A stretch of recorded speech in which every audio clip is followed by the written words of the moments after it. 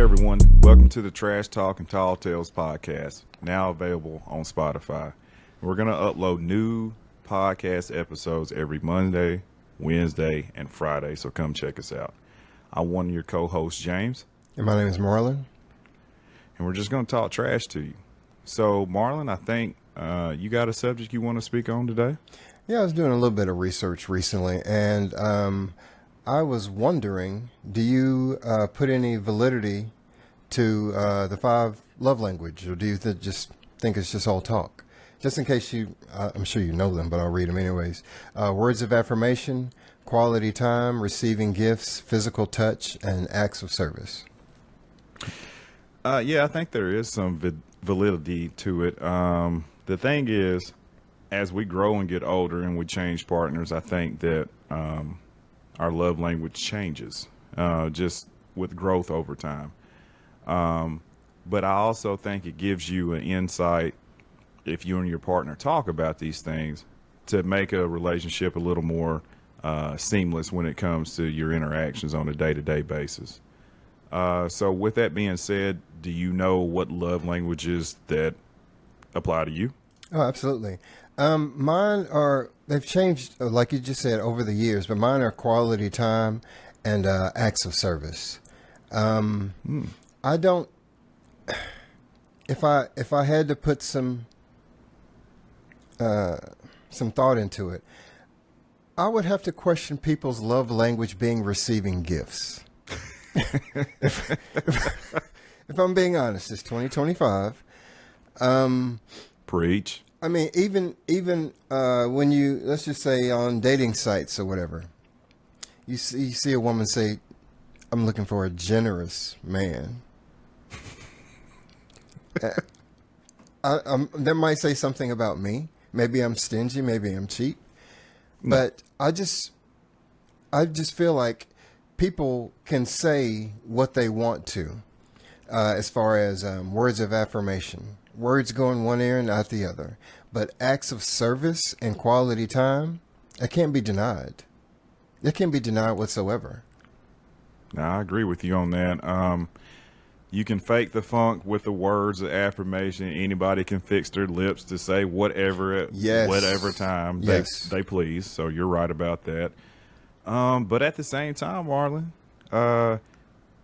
I think you can also fake that quality time a little bit. I think it takes so much more to fake quality time. It takes more effort, but people out here, they're with the catfish games, I guess, so they like that long leading game. You on and things of that nature. But I agree. You having the receiving gifts as one of your love languages screams of gold digger vibes. It does. And, this is something we talk about, off camera and whatnot. Like when we go out on a first date, I'm expecting you to half the bill because I don't know you. So I know that's an area of contention between me and you. It is an area of contention between us. It is. But that's for another day. Most definitely for another day. We'll clip that one. We'll save it for later. Well, let me ask you a question. Do you think that if someone loves you in their way of loving you, but you're not receiving the type of love that you know to be love? For instance, I'll give you an example. If your love language is quality time and let's just say acts of service, right? If your love language is quality time and acts of service, but you love them in words of affirmation and physical touch, do you still feel loved? Ooh. Because I believe you should. You should. But I'm under the belief that if those two are my love language, quality time and acts of service, and someone is telling me words and touching me, I don't feel loved. That's just me personally. I mean, I don't feel loved. I mean, you can say whatever you want to say and you can fake the funk however you want to fake it. But if you're not loving me in my love language, I don't feel loved at all. Well, Marlon, does that not make you a little, not selfish, but like everybody has their way of expressing Okay. love in different ways. Okay. I hate to cut you off. You know, I always hate to cut you off. But what you're saying is if I don't feel loved, I need to adjust the way that I should feel loved. Ooh, yeah. Maybe. I, Make things a little smoother. I honestly think, like I've always said, communication is key. If you tell an individual how you feel loved and they don't love you in that manner, I think they're being selfish. I could see that, but does that make the love there any less just because they're not doing it in one of these love languages that you can relate to? I feel as though if you talk to your partner and they don't listen to you, Well, that's a problem first. well, and that's foremost. what I'm saying. I mean, if you tell them your love languages, let's just not even put the word love languages on it. If you tell your partner how you feel loved, how you personally feel loved, and if your partner does not show you that particular way of loving you, I think it leaves something to be desired. I think you're right. And once you put it like that, I can't believe I'm actually agreeing with you on this. But I think you're right. I think if you're communicating openly to this person, this is the way that I more than likely will notice you loving me, and you decide to do the opposite. Exactly. Maybe you're right. Maybe that does say a lot about that other person not truly loving you. So you made a good point on that. And I can't believe I'm actually saying this on our podcast, but you made a good point about that. And I actually agree with you. All right. So does that mean that that person does not love you? No, it doesn't mean that. It just means that person's not good at listening. That person's not good at making sure your partner's needs are met, because that's the need you're saying. Basically you're saying I need to feel love in this way, or this makes me feel loved. So if they're not doing that after you've communicated it to them, then yeah, they're neglecting you in a way. Not this hardcore neglect that we see some people spew out on the internet, like, oh, they didn't answer my call for 2 hours, so they're neglecting me. That's not it. Everybody gets busy. Everybody has stuff to do. But I will say this: if a person is not answering your phone calls within a reasonable time, more than likely they're not interested. That's just how it goes. Yeah, we don't want to sway too much, but yeah, no, I totally agree. I totally agree. What are your love languages? Oh, my love languages would be words of affirmation and physical touch.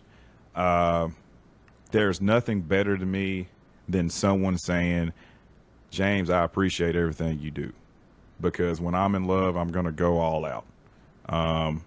That's kind of bit me in the butt before, but that's just how I am. I go all out. I dive in head first. But when somebody says, hey, I appreciate everything you do for me, and just want you to know that you are, the best supportive partner that I've had or whatnot, that just fills me with joy inside. And physical touch, there is nothing like being in love with somebody and just sitting on the couch, her being in your arms, or even you laying on her, just touching each other. Like, it's just something about it makes me feel more connected to that person in that way if I do get to touch them. Now, I'm not saying that if I was to ever get into a long distance relationship with somebody that I would have to have that physical touch for me to feel connected to that person. Like I said, I think it also depends on the partner and maybe even the situation. Because sometimes whenever you meet people and you get to know them a little better, you might like the way like yours is not physical touch. But you might meet someone who makes you reconsider that. By receiving gifts. Someone giving me gifts. Right. Hey, I might. we had the episode talking about, Imani on the age gap. Imani and Lee, I Somebody think. taking me in the helicopter around the world and whatnot. Hey, maybe my love language does change to receiving gifts at that point. I don't think it works like that, brother. In all honesty, I really don't think it loves like that. I mean, I think that if you truly love someone, and this might be taboo, if you truly love someone that is not loving you how you've expressed how you feel loved, then your love languages can shift. Meaning that, okay, she doesn't give me gifts, but she does give me quality time. Or, you know what I'm saying, she gives me no words of affirmation, but she does, you know what I'm saying, provide acts of service. Do you think that's possible?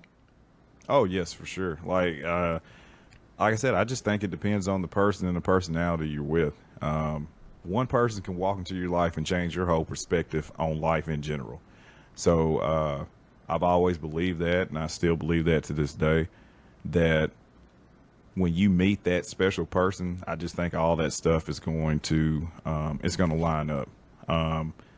And I think these won't even be conversations that you'll actually have when you meet that right person, because I think those things will already be there. I think really when you fall in love, all 5 of these will come into play if it's true love.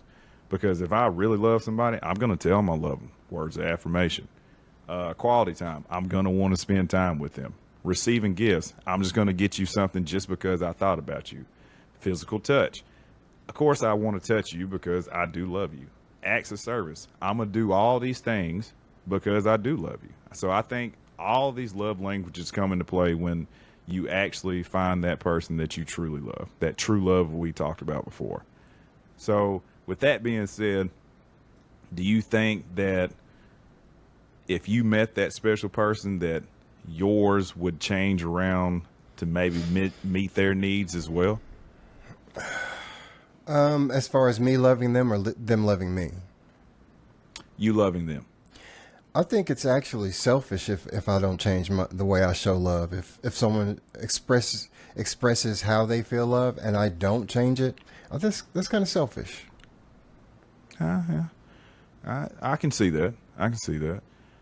It's just funny though, because we do have in this day and age a lot of showboating when it comes to love. Social media is a huge thing, and you will see these couples post about what they're doing, and who's to say that it's actually the right reasons that they're posting or whatnot. They might be trying to get back with their, show their ex or whatnot. I've got it so much better now because I'm with so and so. We can get into that all day long. But I think if we look at it a little bit deeper with the whole being in love, like I said, I just think all these things will come into play. I think all these love languages will actually appear in your relationship because of the love that you actually have there for that person. I got you. But honestly, I think the way that you were talking about physical touch, I think that's actually quality time. You think so? I would think so, because you said that, just sitting on the couch, whatever. But she got to be touching me. I think the physical touch, I could be wrong, but I think the physical touch is more along the lines of sexual. Oh, is it? Okay. I think so. I mean, I could be wrong. Well, the whole thing with intimacy is, intimacy doesn't always mean sex. No, not at all. Not at all. There are many forms of intimacy. But you might be right. Physical touch might be one of those. I thought of it as being like, just when you see these couples sometimes, if you're not in love at the time, you see these couples like patting each other on the back, rubbing each other, out in public. You're kind of like, Hollywood, yeah. Yeah. So, that's what I was thinking it was. But you may be correct. Maybe we need to do a little bit more research into this. And I might have to change what my love language is. Okay. All right. Well, you know what? I appreciate everyone taking their time out of the day to watch us. We upload new videos, like he said, Monday, Wednesday, and Friday. And make sure you comment, like, and subscribe. My name is Marlon. For sure. And my name's James. Thank you for joining us.